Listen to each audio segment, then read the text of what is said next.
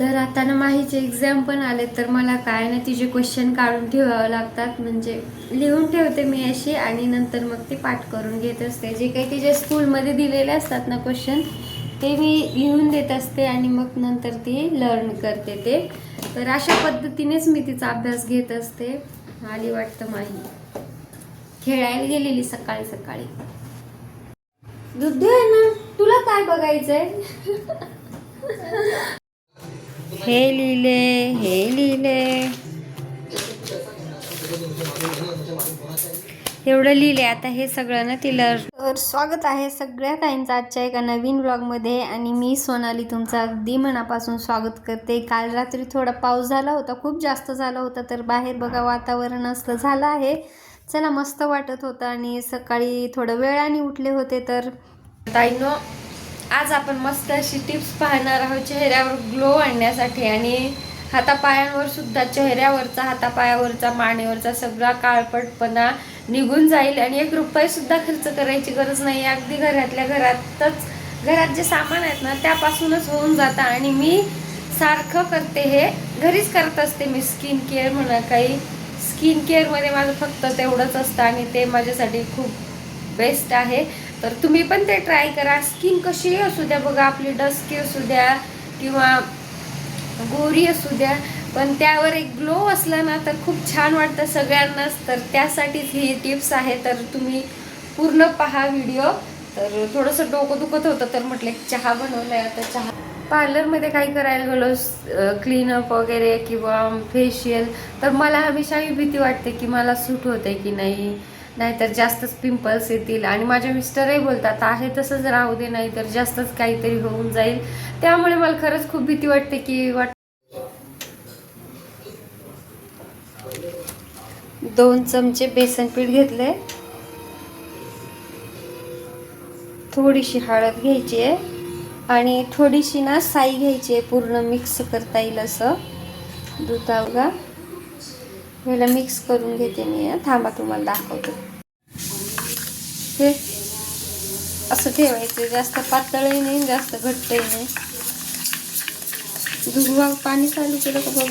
अगोदर ना मी माहीलाच लावून घेतलं, कारण की तिची स्कूल असते 8 दिवस पूर्ण व्यवस्थित पाणी काही आंघोळ करत नाही, पाणी ओतून घेत असते असे साबण वगैरे लावून. आणि मग एखाद्या दिवशी असं मी चोळून तिला संडे वगैरे असला ना तर असं घालते. म्हणजे कसं आहे ना, सगळं जेवढं काही घाण आहे 8-15 दिवसातून एकदा अशी करते, तर पूर्ण ते गळ्यावरचं सगळं घाण वगैरे याने निघून जाते. आणि आता लेकरं कसं जास्त चोळू देत नाही, हे थोडंसं बेसन पीठमुळे कसं असं चिकटतं ना, तर ते काढू देत नाही. तर आपण काय करायचं, गरम पाणी घ्यायचं आहे असं मग्ग्यात वगैरे कशातही घ्या आणि छोट्याशा रुमालनं, नॅपकिननं तुम्ही असं पुसून घ्या.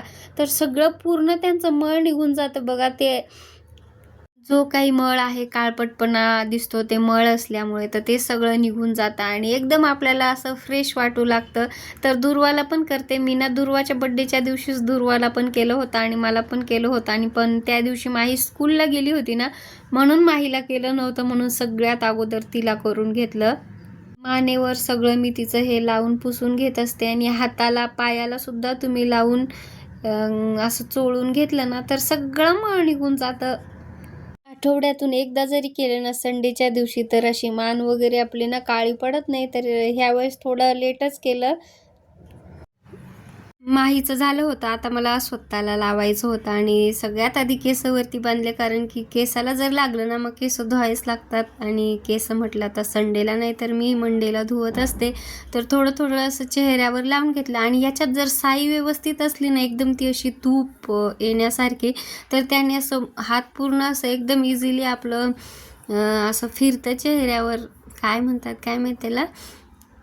तर असं मानेला वगैरे लावून घेतलं आणि चांगलं चोळलं ना ताईनं, तर सगळं मळ जो आहे ना पूर्ण निघून जातो. बघितलं तुम्ही माहीचा. आणि हेच करते मी, बाकी चेहरे अशी काहीच करत नाही, काहीच लावत नाही, पावडरसुद्धा लावत नाही. कधीतरी बाहेर गेले तरच मी लावत असते.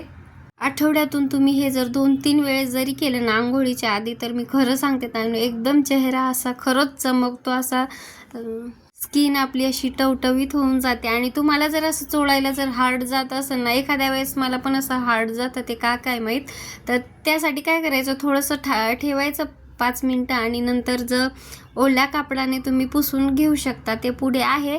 आणि हे बघा थोडंसं घाण घाण निघतेच, मानेवरचं मळ वगैरे कानाला पण लावून घ्यायचं व्यवस्थित. आणि ना स्क्रब वगैरे करायची काहीच गरज पडत नाही. एकदा जर हे लावलं ना, एकदम हे फेस पॅक म्हटलं तरी चालतं, पूर्ण घाण निघून जाते आणि चेहराही आपला चांगला टवटवीत होतो. त्याचबरोबर आपण हाताला पायाला सगळीकडे असं लावून व्यवस्थित चोळून घेऊ शकतो. बघू शकता तुम्ही माझी स्किन कशी दिसत आहे, थोडीशी टवटवीतच वाटते असं केल्याने. आठवड्यातून हे 2 ते 3 वेळेस जरी केलं ना, तर पूर्ण आपली स्किन चकाकू लागते, चमकू लागते. बघा आता तरी काही जास्त पावसाळ्यामध्ये मी जास्त लावत नाही, पण इथून पुढे असं आठवड्यातून 1-2 वेळेस तरी मी लावतेच. माहीसाठी तर सॅटर्डे संडेतून 1 दिवस जेव्हा सुट्टी असते, म्हणजे संडेलाच असते पण कधी कधी सॅटर्डेलाही असते, तेव्हा मग करून घेत असते तिला पण. लहान मुलांच्या पण आता कसं मळ बसतो गावाकडे, तरी बघा ताईनो खूप माती वगैरे असते, त्यात खेळतात आणि इकडे शहरातही खेळतात. तर त्यासाठी ना आपण हे लावून हातपायाला चोळलं ना, तर पटकन सगळं मळ निघून जातं. तसंही लहान मुलं काही आपल्याला घासू देत नाही अंगाला, तर असंच थोडं नादी लागून हे लावून असं चोळलं तर निघून जातं. तर एखाद्या वेळेस जर तुम्हाला ते हार्ड वाटत असेल, चेहऱ्यावरचं निघायला त्रास होत असेल ना, तर काय करायचं, गरम पाणी घ्यायचं असं एक रुमाल आणि त्याने सगळं स्वच्छ पुसून घ्यायचं. तुम्हाला खोटं नाही सांगत, लगेच असं वाटतं काहीतरी एकदम फ्रेश असल्यासारखं स्किन, आणि स्वतःलाही आतून वेगळंच फील होऊ लागतं.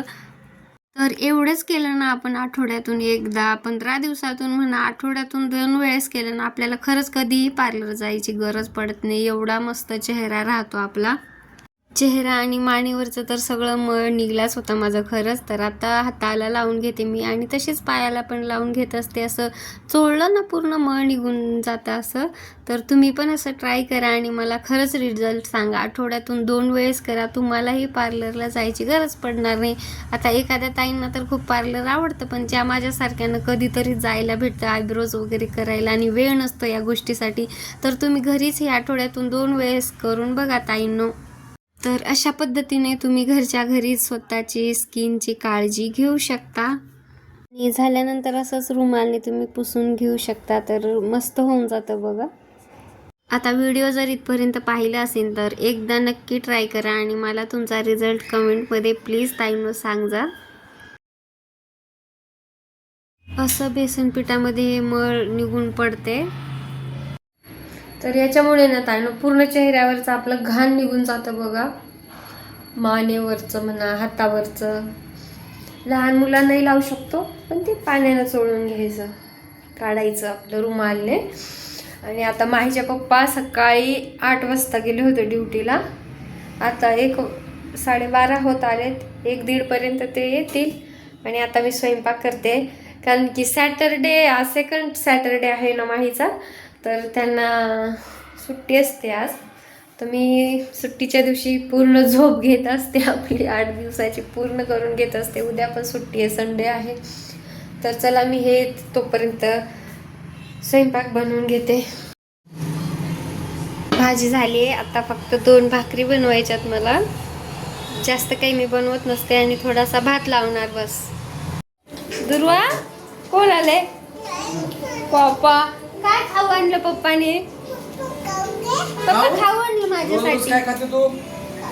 तुला खोकला आले? खूप हुशार आहे माहितीये का कोण? दुर्वा. सगळं चहा वगैरे तुम्ही आणून ठेवते, माही नाही ठेवत ही. ती माझी सवय लागली तिला. ती माही नाही ठेवत, माही खूप कंटाळा करते. होय. काय आणलं? अरे बापरे, कॅन्टीन मधून सामान आणलंय बघा, खूप स्वस्त भेटते. मी तुम्हाला ते पुढे दाखवते. व्हिडिओ आवडल्यास लाईक करा, सबस्क्राईब करा. भेटूया पुढच्या व्लॉग मध्ये. Bye bye.